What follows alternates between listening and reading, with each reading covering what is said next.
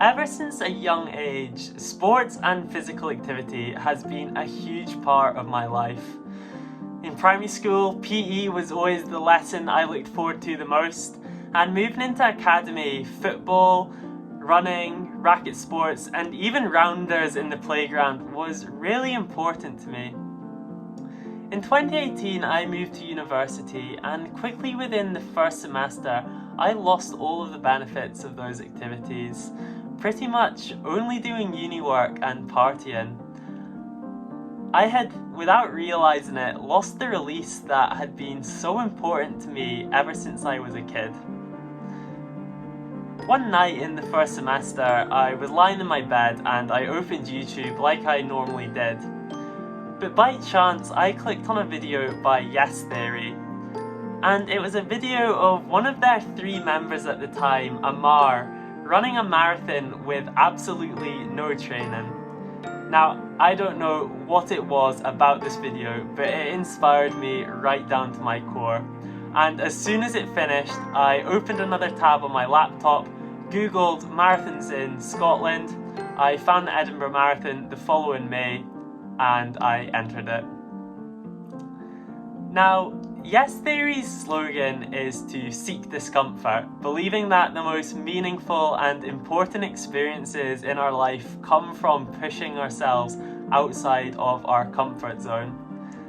Now, up until the day of entering this marathon, even 5 minutes before entering this marathon, I had never even considered pushing myself outside of my comfort zone like this. As I trained for that first marathon, the meaning of Yes Theory and seeking discomfort, pushing yourself outside of your comfort zone, rang truer and truer for me. And on the 29th of May 2019, I crossed the finish line of the Edinburgh Marathon, and I realised at that point you really can achieve anything that you put your mind and effort to. 1 month after I crossed that finish line, I was diagnosed with the faulty gene that causes the development of Huntington's disease. And at the age of 18, I was lucky enough to truly understand that we do not have all of the time that we think we do to achieve the things we think and say that we will.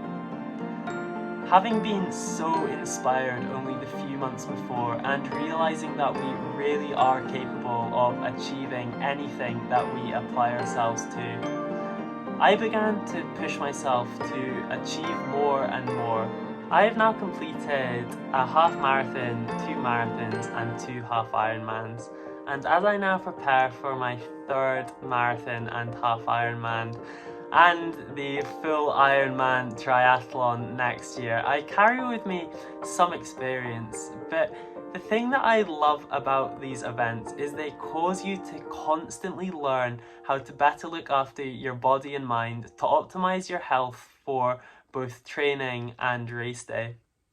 It causes you to self-reflect to make sure that everything you are doing in your preparation will leave you totally prepared when you toe the line on race day.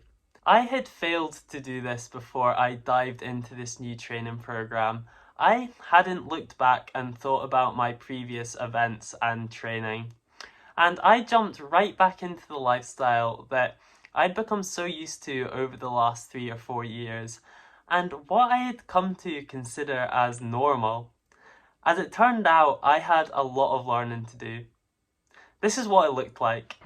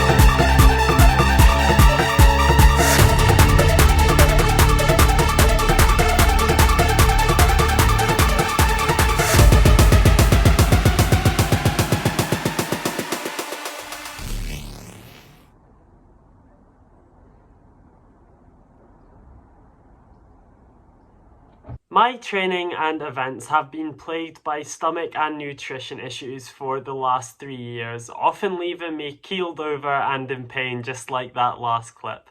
So what had I done about the issue coming into this training program? Well, the same as always, absolutely nothing. I just hoped that the problem would sort itself out. My body had been begging me for attention for the last few years and I had continuously ignored it. But 3 days into this program, my body forced me to listen, and I knew that this time it wasn't going to work. I had been able to push through the last 3 years, but it often made training really challenging and actually left my events often up to chance. And I couldn't afford to do that again this time around. So I finally made the long overdue decision to get involved with a sports nutritionist. And at the start of September, we sat down and had a really interesting conversation, not only about diet, but also lifestyle and mental health. Ever since I started at university and the pace of my lifestyle began to increase, I began to struggle with really low energy levels. My mood was often dictated by external factors such as other people or work, and I began to lose motivation for even the things I enjoyed like sports. Now, I had always just put this down to the pace of my lifestyle, and that was the reason that I had all of these problems. But as I began to find out, things didn't need to be this way, and they shouldn't actually be like this. Now, I am no expert, but I'm going to try and break down the sort of things that we spoke about in that first session, and it all started by going back to my lifestyle. By being in a constant rush to get to the next training session or the next lecture or completing the next essay, I was, without even realizing, always opting for foods that were faster and easier to make, and really neglecting my diet. And by always being in such a rush, I'd actually slipped into quite a chronic underlying state of stress and anxiety. And this meant that my body was habitually in a constant state of fight or flight. Now, this meant that in my gut, my body wasn't really processing the nutrients it needed and was only picking up the fast and easy to process sugars that it could.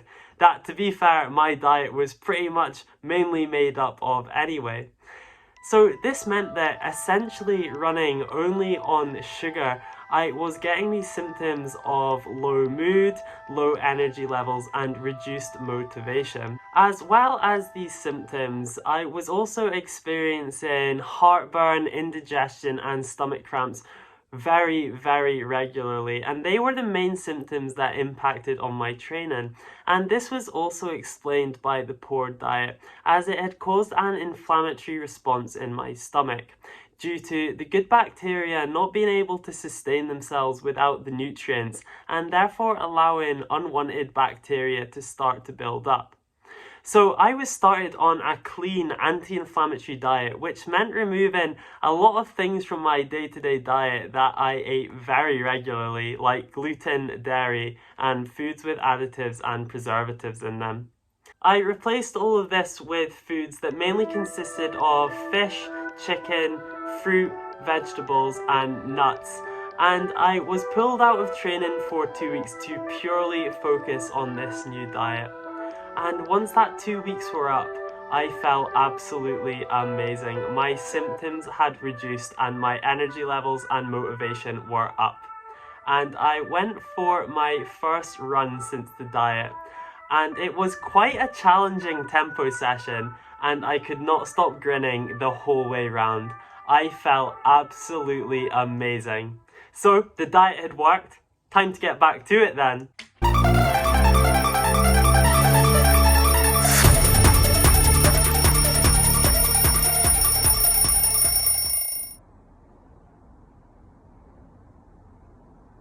As soon as I reintroduced training back into my lifestyle alongside the new diet, and things started to speed up again, my symptoms returned just as quickly as they had begun to settle.